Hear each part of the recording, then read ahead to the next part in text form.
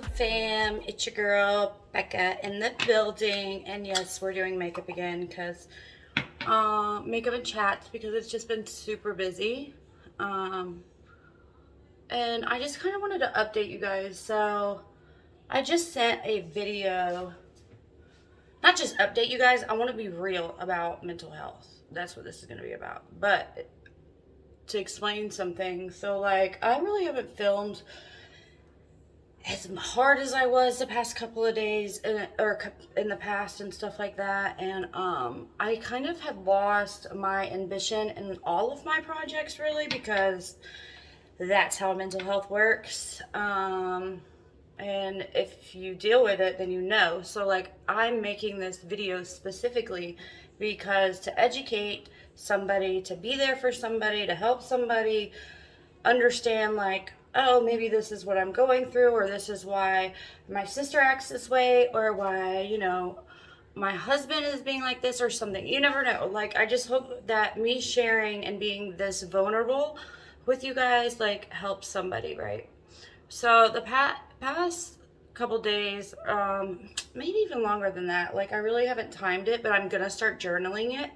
I'm gonna start journaling when, like, my emotional roller coaster. So when I feel really good about myself, when I don't, like how I feel each day, and really try to pinpoint where my triggers are even more than what I already have, because I have came a long ways with this for sure. It's like now I know what it is, and I know why I'm feeling this way, and I don't feel like I'm past that point of feeling like, why is this happening to me? Why do I feel like this? Like nobody else goes through this, and just feeling like so alone, that I've like educated myself enough now to know that a lot of people deal with this. I'm absolutely not alone. And it just needs to be talked about. Like, it just has to be talked about. And I have no problem spilling the beans on my issues, because I know I'm not the only one with these issues. So, at this point, my editor has, shout out to my editor. I don't know if he wants me, like, putting him on blast or sending him, like, network for him and, like, send him more clients, because I know he's super, super busy.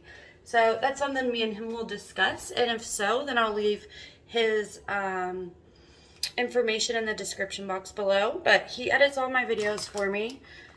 Some of them I just like run straight through and then post them. And I don't know, it might get more technical as we go. But like I said, instead of making this, putting off starting a YouTube channel, I just wanted to go for it. I think I mentioned this in another video. Like, I'm starting to lose weight, but I am the heaviest I have ever been, and not pregnant. And I'm not that insecure. Like, I like my little thick self and stuff like that. I like myself slim thick. I like myself thick. Like, I'm just in love with myself. I just am in love with myself. But I easily could have just been like, well, I don't look how I want to, so I'm not going to start this. Or like today, I don't really have time today, but you know what? I have to do my makeup anyways, and so why not make a video and share like what's been on my mind? So anyways, my editor has this video, and in this video, I'm doing my makeup. I'm talking to you guys something similar to this, and you can see my mental illness, like, giving me trouble, right? Like, me struggling through it. So, let me put on some primer first. I am diagnosed with anxiety, severe anxiety, cPTSD, which I believe it's just like chronic PTSD, and I believe that's what it is because of like how long it keeps going. I'm not sure, like how long it keeps going, or if it's like a permanent thing, chronic thing, or whatever. I think it's maybe chronic. I'm not sure. Anyways, one of those. I have insane ADHD, which you really, really can see in that video. I don't know, Raul may edit it up and you might not be able to see it that well.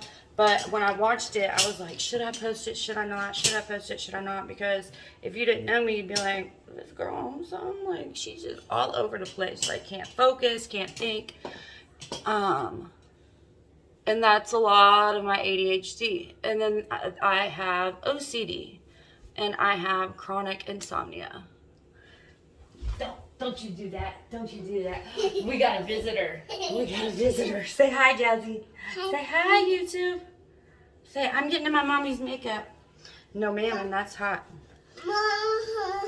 So I might have to get her settled and come back to this. I'll be right back. All right, back to the video.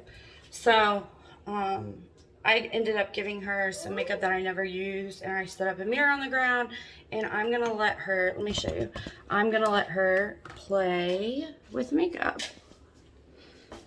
I guess I should just... So instead of me, like yelling at her and fighting her, I just let her join in on stuff. I Google ways or things a child can do while I'm studying, while I'm working, while I'm doing makeup.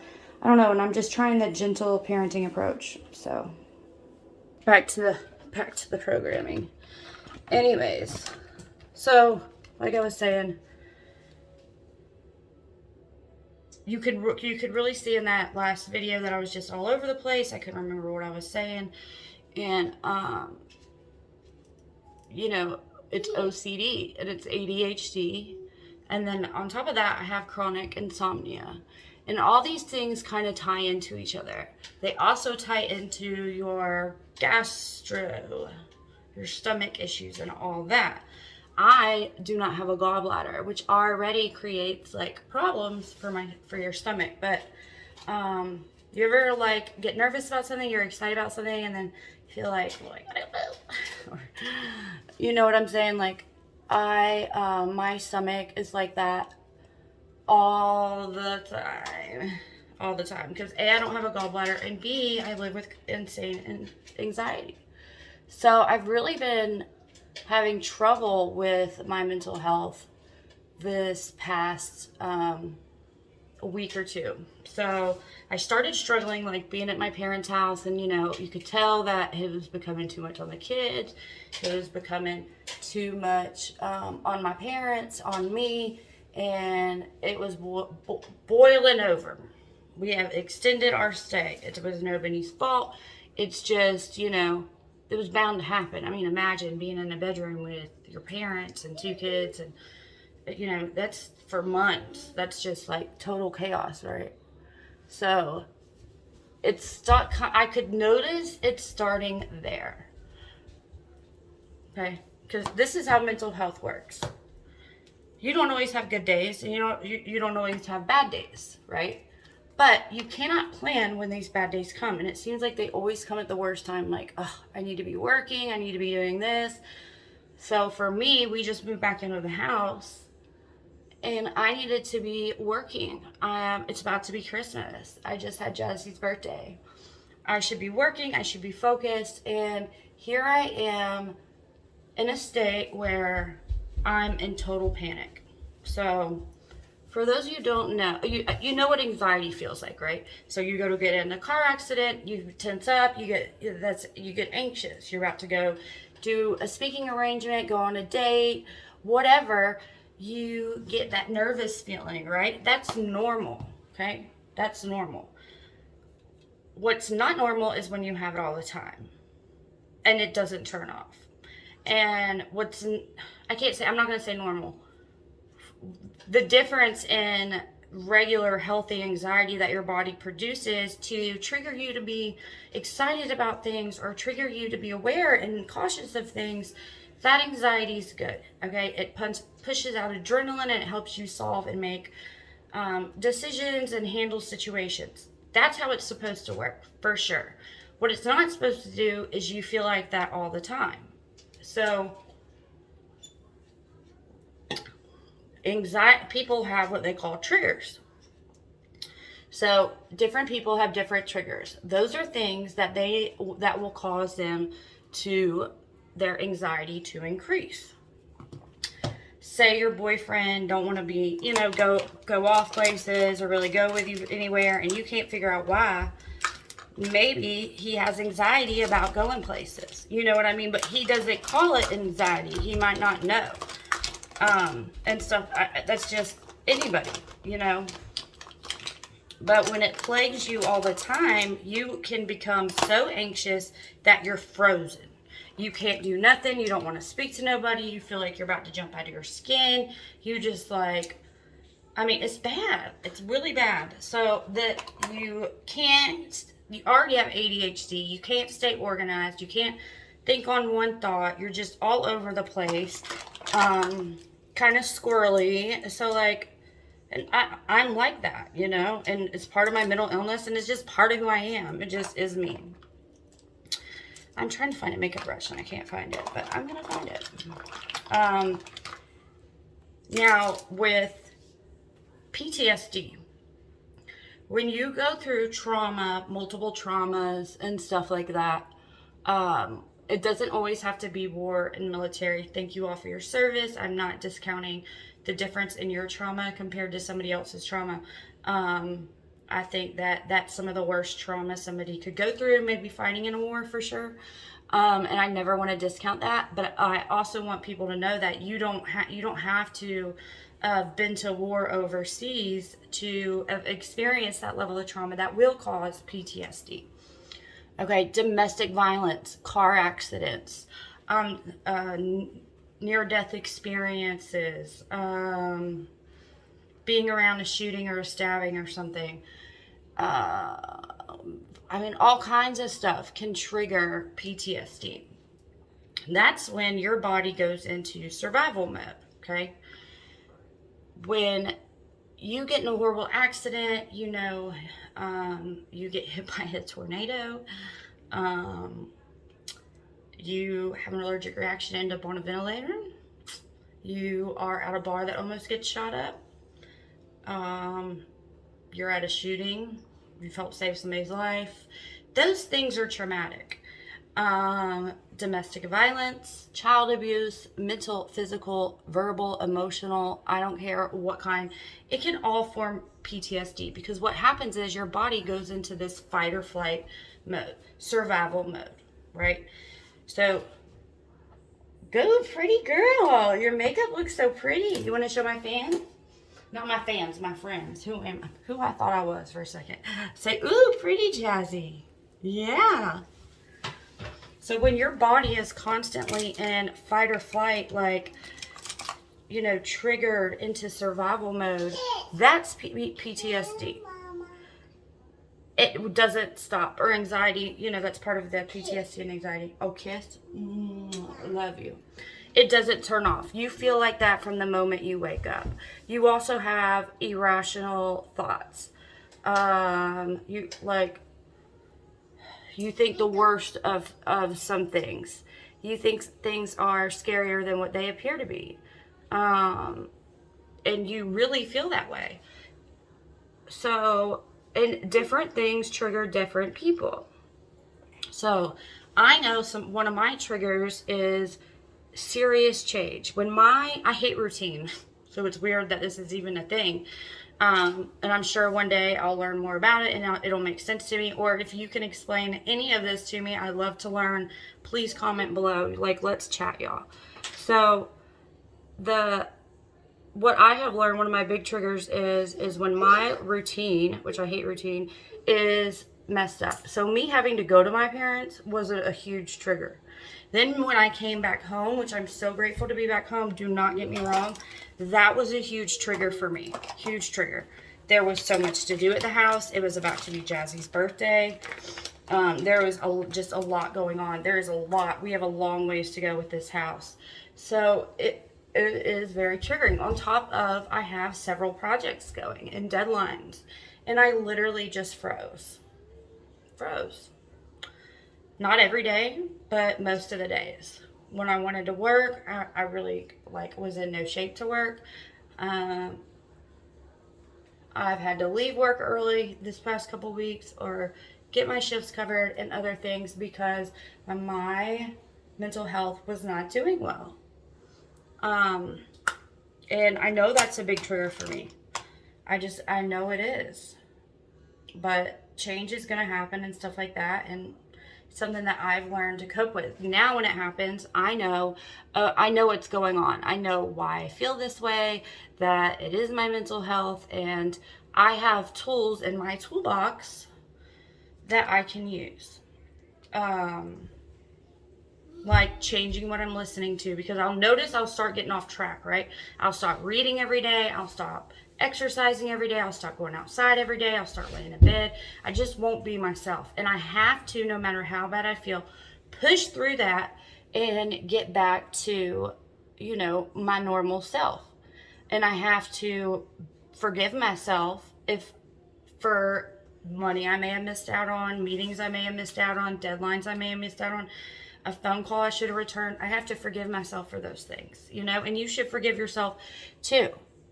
And I think somebody might listen to this and be like, you know what? I had no clue that this is what I dealt with. And I do take medicine. That's one of my tools. That's a daily thing. A lot of people will notice, like, when their mental health is about to get shaky, they'll accidentally mess up their medicine or feel like they don't need it. I mean, I've just learned the patterns over time, thank goodness, because at one point I was like, I just don't understand. Like, I don't understand, and I want to be able to know, like, when it's coming on. Now I can kind of tell. I can quicker pull myself out of it. I'd be cautious about what I listen to. Yesterday, I felt really, really bad. I had been, fighting off tears throughout the day, and I forced myself to go into work. And on the way to work, I listened to YouTube videos on how to calm my anxiety, which is exactly why I'm making this video. So that's one of my tools that I have in my toolbox. And you know what? I went to work. I had a great night. I've came out of it. Today's been an awesome day. I'm getting ready to return back to work today. And now, just yesterday, I felt like my whole life was falling apart and nothing was working right. And I mean, like, I just thought I had lost my edge and everything. And it was so not the case. Like, it was all made up in my mind because I had all these different things triggering me. I noticed that when my space gets cluttered or dirty, is where the OCD clicks in, that's going to trigger my anxiety. I don't do well with that. Things have to be very clean, organized, or it's going to just be tough on me. And that's just who I am. It's just who I am. That's the way my brain is built. It's a chemistry in my brain. If I were to have a CAT scan, it would show up on there. And the brain is amazing like that. And I told you all I would do a video on it, but I feel like I really should do some research and stuff like that. And just so you know, you guys, I am just a chick with a camera, some Wi-Fi, that's all, right? That's it. I am not a doctor. Please seek therapists, psychiatrists. Therapy is something I have in my toolbox. I just have different things that help me. But I also noticed one thing. And I have learned over the years, I always used to mess up my medicine. I've learned, do not mess up your medicine. Do not miss a dose. Take it at the same time every day. I also knew, but didn't even think about this. Mom. Yes, princess. Pretty girl. I did not even think about this the other day when I was like, what is going on with me? I could just feel it creeping on. Feel it. And I couldn't pinpoint, like, what was causing it. I mean, I knew I had all these stressors about the holidays and, moving back into this house and getting back organized and hitting all my goals and all my projects. I knew all those things could be triggering to me, but there was something I didn't think about. I had recently gone to see my psychiatrist, and I told him lately, since I've been doing a lot of social media and working on my phone, I've started, like, my hands go numb, almost like carpal tunnel. It makes me feel like I'm ancient. However, so he switched my nighttime medicine from Remeron to amitriptyline, which is an older antidepressant, but it's used for a lot of different things because it's been proven that it helps with multiple things, and one of those is pain. Because I was telling him, it feels like I have an iron being held to the back of my neck, and then it also feels as if like my lower back is really bad. But I was a gymnast and I was a travel cheerleader, and I've been in car accidents and been in a lot of fights, and I don't know, there's just trauma there, I guess. You know what I'm saying? It just is what it is. Bartended for years. I guess it irritates my hands. So I did go see somebody about it, and we did some x-rays, and there's like inflammation in this part of my hand and this part of my hand, but my neck and shoulders are so messed up, and my lower back. So I guess my next option is, do I want to do chiropractic? Do I want to do like steroid injections of some sort in my hands and up here? But I need to take care of the whole thing, because just taking care of my hands won't work, because I still have this problem pinching the nerves down. Anyways, got off on a tangent there. My psychiatrist, anyway, switched up my medicine. I know better. I don't know why I didn't think about it. I don't know why. But you don't want to take Remeron with and tryptylene. And if I'm pronouncing it wrong, like, I'm sorry. I don't pronounce nothing right. Okay? I don't. And I should have known, and I should have researched more. Now, I did go talk to the pharmacist, because I was like, should I be taking these together both at night? Because I knew they were both antidepressants, and you can have, I think it's like serotonin syndrome or something. You don't want to take too much. So I wasn't sure if I should be taking them together. And so I did talk to the pharmacy before I started it. But I forgot to ask, do I just stop my Remeron? We came to the conclusion he wanted me to quit Remeron and go to amitriptyline and whatever. I failed to ask what that was going to do to me, what the withdrawal of that was going to be. I didn't ask. And sure enough, after like a couple days of feeling like this, I Googled it one morning, and when you suddenly stop the Remeron, it has side effects. And I was going through withdrawal. So, I mean, sometimes I get aggravated because I feel like it steals, like, it's so frustrating, because it feels like it just steals time out of your life all the time. Like, I'm doing so well. I'm like, I really am. I'm striving and doing so well. And then you just, like, out of nowhere, this comes, and it just takes away that quality of your life and, like, the things you've been working on. And it's insanely frustrating. But I just want you to know that, like, you're not the only person that goes through this. There's other people that struggle with these same mental health issues. And, you know, medicine is a Band-Aid. Medicine helps the symptoms feel better. It does not cure the mental health disease. You still have to do the work.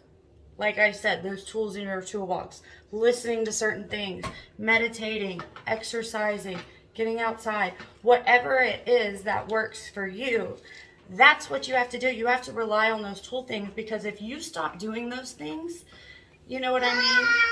Hi, Jazzy. Beautiful.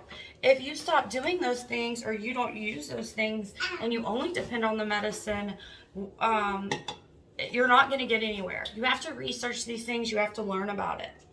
So, because I feel like this should be 2 videos, but I'm just going to keep going. You have to research about it, because I don't know if I had anxiety my whole life. There's things I remember that make me think, like, maybe that was anxiety and stuff, like the way I would feel. Like, I remember being very young and feeling like, oh my gosh, I'm so stressed out. Like, I absolutely cannot take it. I'm about to lose my mind. And I don't know, you know, I look back now and I'm like, was that anxiety? I just didn't know a name for it, like, whatever. And it took me years, guys, years. And it took the internet. And it took, you know, please don't do that, Jazzy. No, ma'am, only on your face. It took years of me researching and learning and going to doctors and working on myself to figure out what my diagnoses were, what these feelings I was feeling were. And then it took me like many doctors to find somebody to prescribe me the proper medicine and find the right combination. It is a marathon. It is a journey. It is not a sprint. So that's what's been going on with me lately, guys. I hope you all are doing well. We're getting close to tax season. So, you know, hit me up if you need help with any financial assistance. I'm about to start a I'm going to make a QR code, maybe a website, but I'm definitely going to do a Facebook and Instagram business page specifically for that side of my business. And I already have my own website, and I'm working on setting up my Facebook and Instagram for my Amway business. So, yeah. So I am going to get on with my bad self. Y'all have a great evening. I hope somebody found this beneficial. I hope I said something, you know what I'm saying, that helped somebody. I like reading. I like listening to things. I make sure I'm getting good nutrition. I'm getting outside. I'm drinking water. So like today, you see me drinking this. This video is sponsored by XS Energy Drinks. It is 10 calories. This one's a lemon flavor. It's 10 calories. It's got 0 added sugar. It's got vitamin B, vitamin B12, 0 carbs, 0 sugar. So what they sweeten it with is like not that, it's actually from some sort of salt. I'm going to have to research it to like tell Lindsay right. It's actually made from some sort of salt. It doesn't have that disgusting like fake sugary taste that you would imagine, but I love XS. I drink them all the time. So do my kids. I love carbonated drinks, but they have them carbonated, non-carbonated. They have them imitations of your already favorite drinks like Fana's and cherry cola or regular cola or root beer. Like my dad loves the root beer. What else can I think of? I don't know. I like the juiced ones. Oh, they have them non-carbonated. I think they even have now, like the sparkling waters. But I'm not a big sparkling water person, so I haven't really ordered any. But I guess I need to order them and let you know.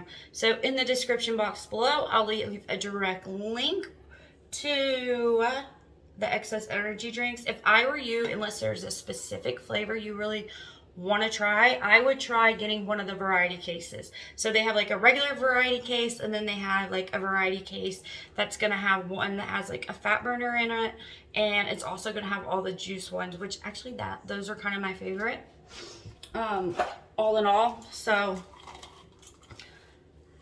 yep, and that's it, folks. I hope y'all have a good evening. I'm gonna finish getting myself together. I love y'all.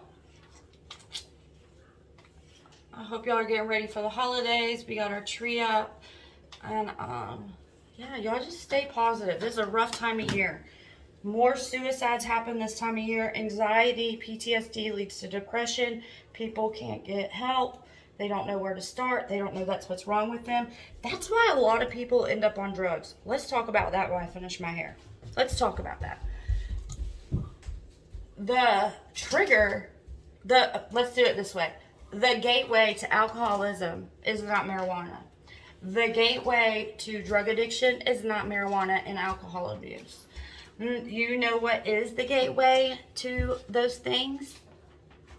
Mental health, anxiety, PTSD, trauma, self-harm, is what leads people to addiction. They feel something, they are in pain, and they're using those things to feel better. That's why I have such a huge heart when it comes to addicts, because it is very easy to take that route. Like I said before, I have definitely done that, like without knowing that's what I was going to do. But I also didn't like struggle with it. Like I noticed, oh my gosh, what am I doing? This ain't looking good, and I'm able to stop. Just because there's something in front of me doesn't mean I have to do it. Other people aren't like that. That's the way the chemistry of their brain works. But yeah, I just wanted to like note that, because everybody seems to, make these comments or judge addicts or stuff like that. They're just people struggling with mental health issues, and they have found something that numbs that pain.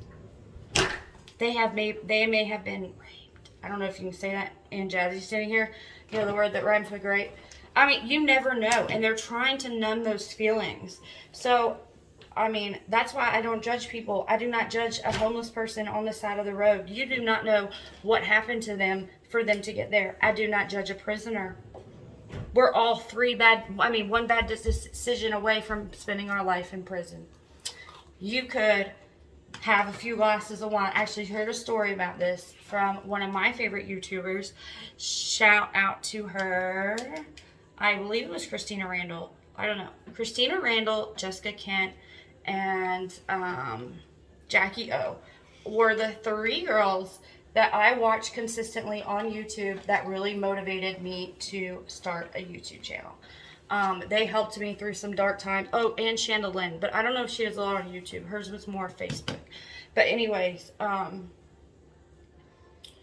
and theirs, what they have, they're all except for Jackie O had dealt with addiction, and their channel was about that, or prison and prison reform and stuff like that. But anyways, one of them was telling a story about this girl. This woman was like a nurse, a great mom. You know, she wasn't a menace to society. Hold on one second, y'all. Jazzy's getting into something. Okay, I'm gonna have to finish this up.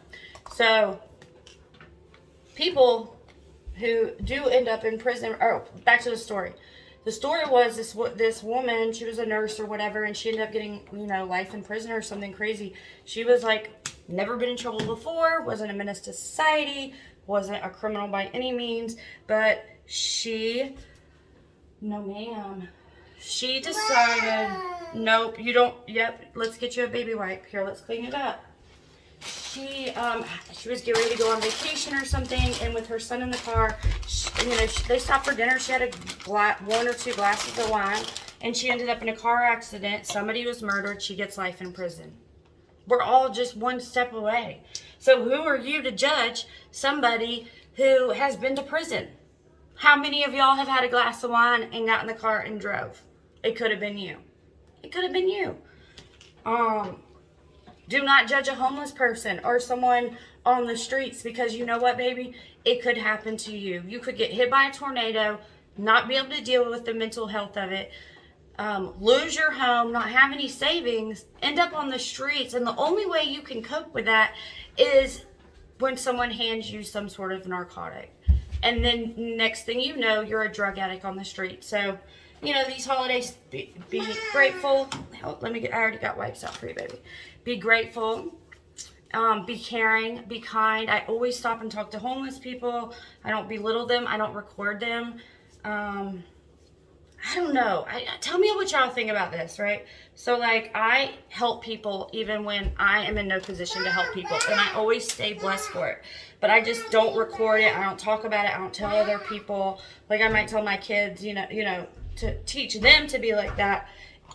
I think that, you know, like, why would you, like, I'm not going to go feed a homeless person.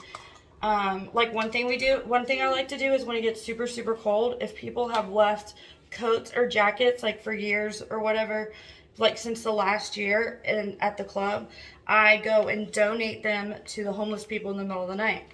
Like, after work, obviously with a, you know, security guard or somebody with me, but, not because of the homeless people, but just to be cautious because it's late at night. And I'm cute.